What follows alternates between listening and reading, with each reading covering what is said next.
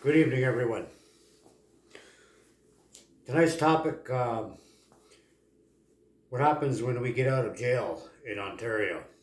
So, first of all, how did we get in jail in the first place? So we've breaking the law and we ended up incarcerated. Whether the judge or the JP let us out of jail or not, and we're doing time. So once in jail here in Ontario, uh, you owe a debt to society. So if you're convicted, um, you'll have to serve out that time. And what happens is, if you're sentenced to anything under 2 years, you go to a provincial institution like Maplehurst or Penetanguishene, any one of the super jails here in Ontario. And whether the sentence is 6 months to 18 months, whatever, okay, it doesn't matter. Uh, you're sentenced to do that period of time in jail if you're in a provincial institution. Anything more than 2 years, as I had said in my previous video, is federal penitentiary time. So anything 2 years and up, 2 years to life is penitentiary. They're all folks that are serving more than 2 years. Okay, so what happens in Ontario is in the penitentiaries, sometimes you might have to serve out the whole entire sentence. If you're sentenced to 4 years or 5 years, you'll serve the whole 4 or 5 years. But however, uh, in penitentiaries, they when I was doing federal time, they had what they call statutory release. Before it was called mandatory supervision back in the 80s and 70s. But statutory release um, came in about 20 something years ago. I'm not sure exactly when, or if it even. What happens, anyways, is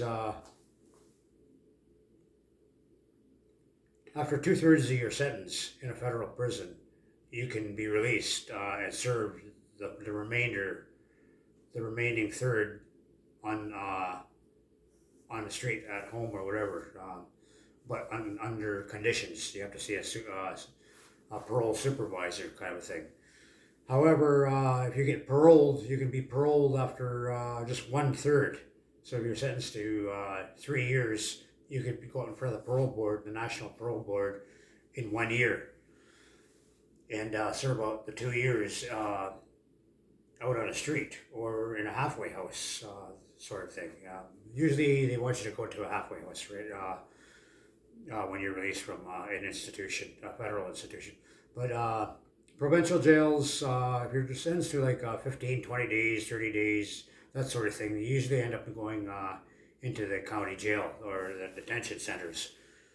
Uh, 6 months or anything. And when you start getting more than 4, 5, 6 months, any more than that, they usually start sending you out to institutions like the provincial institutions, like Guelph and places like that. I don't know. I'm sorry. Guelph is closed. The Guelph Reformatory is closed. So I meant to say the ones that I know is Maplehurst and any of the other super jails. All the old jails are closing, and now they got all these super jails opening up. But before, there's all these different institutions around Ontario that you would get sent into. They would send you, um, and they still do it. But they're just the bigger institutions now, the ones that are capable of holding 1,000 inmates or more inside of some of these institutions that are in Ontario. There's the super jails, human warehouses. So you don't want to end up in any of these situations to begin with, okay? Many of us have gotten in trouble because of our addictions or because, our way of life, our living predicaments. Maybe, this is how we make money. We steal, rob, whatever we have to do to survive. To eat, to to remain alive and to feed our drug and alcohol. For me, it was alcohol. Okay, alcohol was my biggest downfall.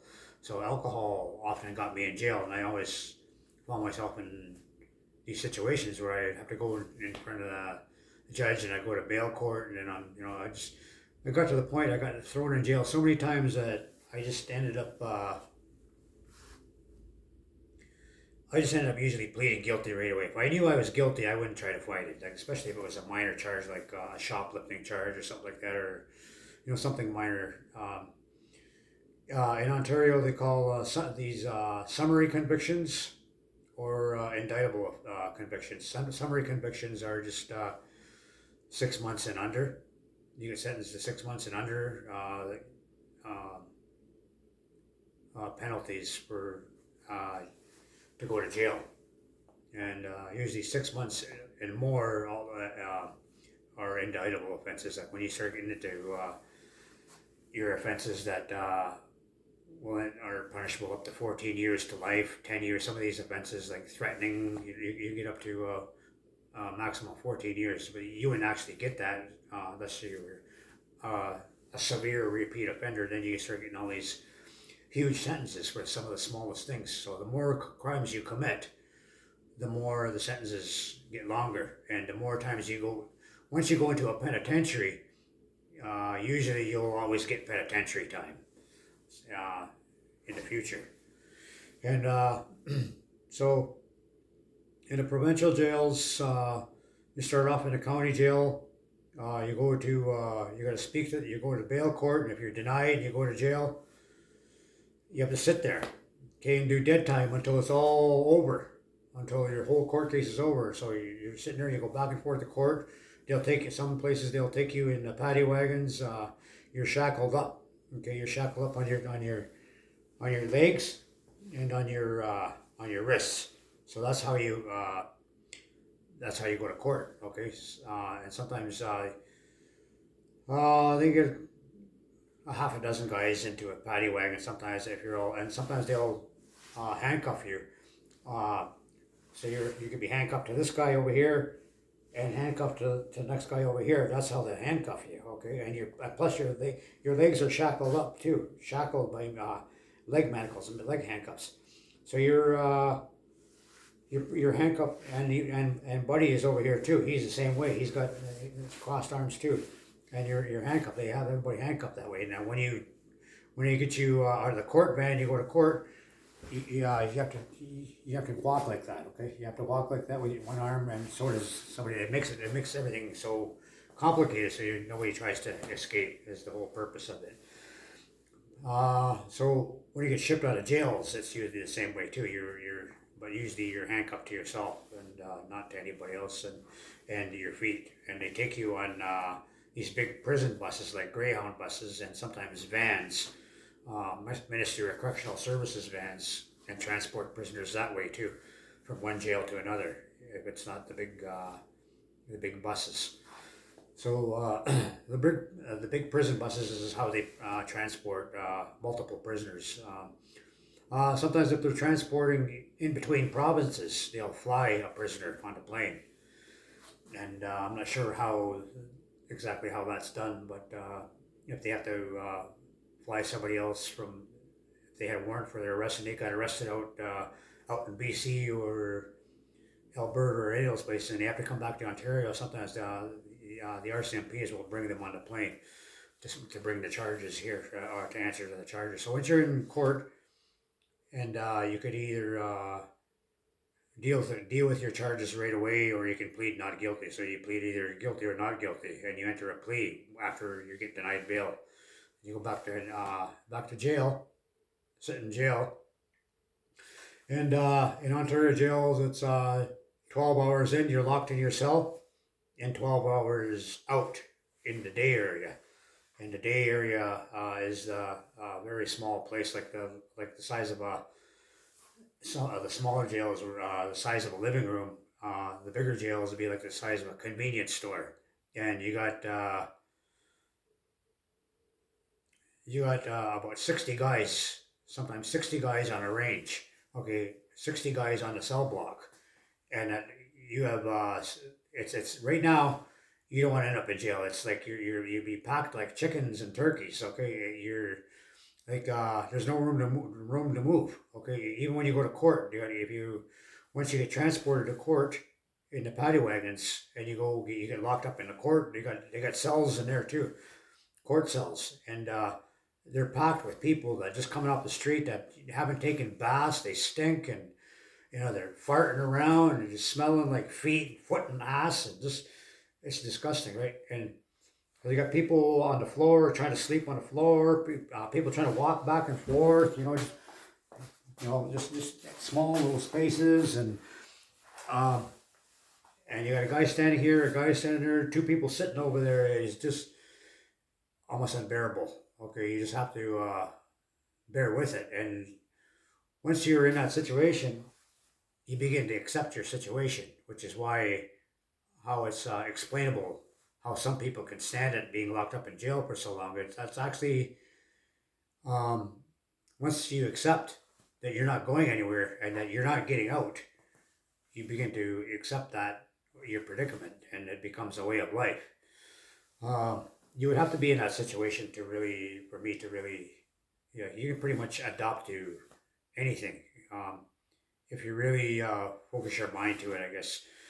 But it's a very claustrophobic environment, especially when you're locked up 12 hours with two or three other people. Okay, you have to get along with these guys. You have to get along with them.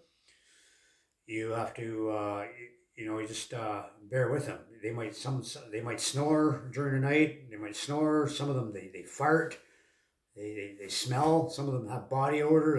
Other, you got one guy laying on the floor, and you got one on a top bunk and one on a bottom bunk. Usually there's three people to a cell and one toilet. So and the reason why you have to sit on a toilet like a woman. If you're a man, everybody has to pee like a woman because urine splashes, and so if you stand up to go pee, your the urine splashes all over the place, right? And that's a known fact. So toilets always have to be clean because so. But if you're sitting, it's a different story. Okay, so it's you don't have so much of a problem then, and then you have a lesser chance of getting beat up by your by your cell partners for not being respectful. Plus, nobody wants to see somebody standing there with their privates in their hands, taking a piss, kind of a thing. So that's these are in the men's jails, anyways. I'm not sure how things are run in the girls' cells or how on the girls' ranges. I just know on the men's in the men's cell blocks, usually there's no more than one person, and the cells are very small, like the size of a washroom, right? It's a very small area. There's hardly anywhere to move. Most cells, most Ontario jail cells, and same with some of the prison cells, penitentiary cells. Now they're starting to double bunks out of them too, and so some of these places are getting very, very crowded. They're getting very crowded. Okay, so you want to get out as soon as possible. What you do is keep your nose clean, stay out of trouble, and you might get out on parole after 1/3. So if you're getting 6 months in jail, you might be out in 2 months, but you still have to report to a parole officer or a halfway house, right? Once you get out on the street. So once you're released, you could you're either released on parole or just in a provincial jails. You could it's called earned remission, which is 1/3 knocked off of your sentence, and I know people are saying that yeah, everybody should serve their criminals. You should they should serve their whole sentences. But the thing is, the jails are so crowded right now. Like there's more and more and more inmates coming, and sometimes there's not enough staff. There's not enough jail guards, and sometimes they have to lock the inmates. Sometimes these guys are locked up like in the cells, 23 hours a day. You do get yard, okay? You get yard once like in a provincial jails, you get an hour out in the yard, and if you're there's different classifications of security. You can go to minimum security, which is like in the federal penitentiaries is like the camps where there's no fences or anything like that. There's no walls. It's just like a big farm, prison camp kind of thing. And the medium security, they have the fences, and some places have walls. Like Collins Bay Institution has walls, and super maximum and maximum security are the maximum security as possible. They like with the gun towers. Most of the federal penitentiaries have gun towers, and if you try to escape, they will shoot you. Uh, Usually, they're not armed in the provincial institutions, but in the federal penitentiaries, they are definitely armed with AR-15 assault rifles and all kinds of other weaponry at their disposal, government disposal. So uh, when you get out of jail, you'll get a piece of paper uh,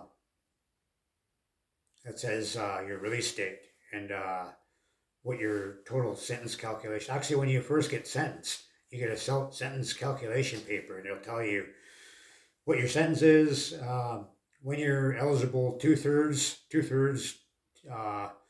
2/3 of your sentences, uh, and your release date. They'll give you your release date, your earliest possible release date. They'll give you your earliest possible parole date too, so when you're eligible for parole. But usually that's something you got to work towards. You got to stay clean in jail, and attend programs like domestic abuse programs, Alcoholics Anonymous programs. Same with when you get out on the street. Sometimes you might get out with conditions. You might have to be on probation. If you're on probation, you have to see a probation officer, and you have to report to that probation officer. Every week or every couple weeks, every month, however long it'd be. Same with a parole officer. And if you're released from a federal penitentiary on parole, you can be released on what is called day parole, and after 1/3, or after 1/3. So if you got sentenced to 6 years in prison, you could be out in 2 years and serve the rest of the 4 years. Usually they'll say that you have to serve another third in the halfway house, and then before you get full parole, and then you can. But basically, you get out on the street, but you just have to live in a halfway house for a little while first before you get full parole to back to your hometown or wherever it is that you want to go. When you're released from jail, you're released with money, whatever money that you accumulate while you're in jail. Okay, so once you're a sentenced inmate, you might make a few dollars a day. When I was an inmate, I used to make 10 bucks a day or something like that. I forget what it was, $7 or $8. It as the years went on, you would get uh, different pay rates, and different institutions. But the federal penitentiaries, you'd make a few dollars there, and so just so you could have money when you get out to start out with. Plus, you're eligible for welfare startup as soon as you get out, because you've been in an institution. Same with you if you just get out of a treatment center. Uh, so when you get out of jail, you don't want to go back. You don't want to make the mistakes that I made. My mistake was I went right back to the drinking, right back to the beer, right back to alcohol, right back to my criminal activity. Even before I got out, I already planned to drink again. I was already planning my parties. But what I wasn't planning was coming back. And that was my biggest downfall. So once I got drinking, I got to a point where I lost my mind, and I didn't really care about myself anymore. I had disrespect for everyone around me. I had no respect for my pets. I had no respect for animals in general. I was a mean person. So I often ended up in jail for a lot of things, like anywhere from stealing to robbing somebody, just an assortment of just different things that I did when I was under the influence of alcohol. And so the goal is to stay out. Okay, don't go back and make those same mistakes again. So once you made the mistake of getting tossed in jail, you have to make every effort if you want to stay out to change that. Okay, that means you have to change your environment, change your friends, change your whole way of thinking. All those jailhouse rules don't rat on anybody. Don't call police. Don't trust police. All those sorts of. You have to let all that go. Okay. Um, um, Once you're out on the street, it's a whole different world. Okay, you don't have to worry about any of that. If there's a lot of jailhouse codes. Don't be a rat. Don't do this. Don't do that. Don't whistle and whatever. All these different things. So if you continue with that mentality, that jailhouse mentality, you'll have it outside too, and you'll always carry that with you throughout your whole life, right? And you won't. It's very hard to build a trust with your relatives or with people in general because you always got that, right? You always got that unpredictable behavior, whether it's because of your addictions or um, your way of thinking. So you have to change all that way of thinking for the better. And all that alcohol, all those drugs, that can't be in your life anymore because that's what got us in there, right? Is all the different um, situations, all the partying, and what we did to get those drugs, what we did to get those alcohol, that alcohol. It ended up getting us into a lot of trouble. Our behavior gets us into trouble. Things that we do um, get us into trouble. So when you're out on the street, you have to watch what you say to people. Don't threaten people. Don't just basically don't touch anybody. Don't touch anyone. Don't threaten anyone.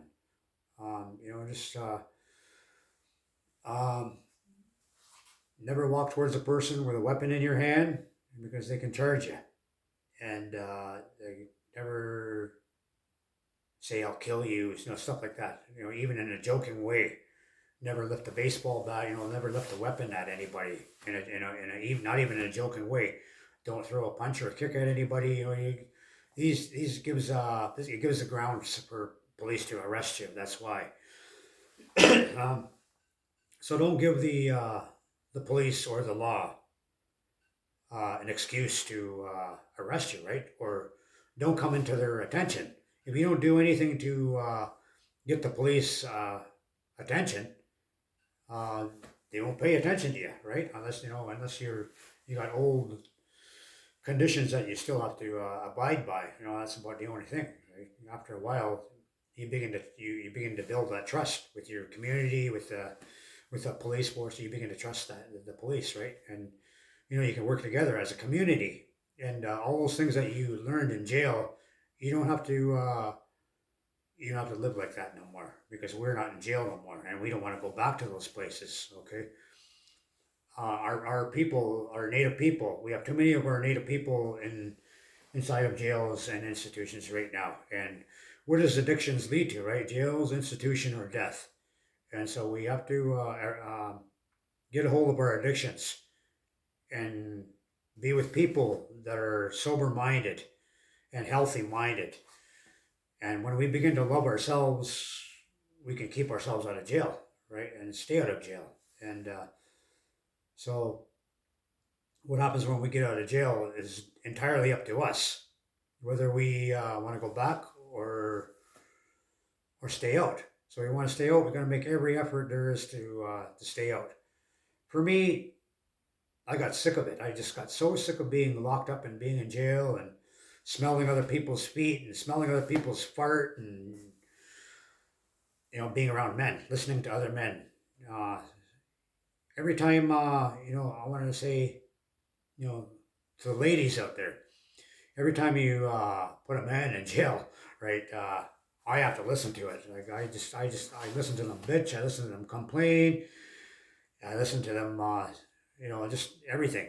It's but usually most of the time it's their fault. So, but I just think about that kind of stuff. So people yelling around, screaming around. You got about 30, 40 men trying to control each other, and uh, the biggest guy wins, right? Whoever's the toughest guy gets to run the whole cell block, and usually they're the ones that tell everybody else what to do inside these cell blocks. So if you can manage to get through a jail sentence, whether it's a few weeks, a few months, or a few years, however you do it, you don't want to go back to that. And just look at it as an learn experience, not as a repeating experience. Okay, you don't want to be a repeat offender. I was a repeat offender, and it's because of my addictions. It's not because I liked where I was. That part of it was because when I was in jail, I was sober and I was healthy, and I didn't have to worry about my bills. I didn't have to worry about taking care of myself. And then jails and institutions did that for me, so that gave me that institutionalization mentality. And once you overcome that too, and you begin to adopt to being sober and living a productive life in society, uh, jail addictions and that lifestyle, those kind of people are not attractive anymore. And when you first get out of jail, try to just worry about yourself. Don't worry about getting into relationships. Don't worry about rekindling relationships. The most thing that you have to focus on is yourself and your loved ones, your children, or if you have children. Uh, Once you're out in society, and you want to drink again, or you want to commit a crime again, or you want to do something stupid again, think about that.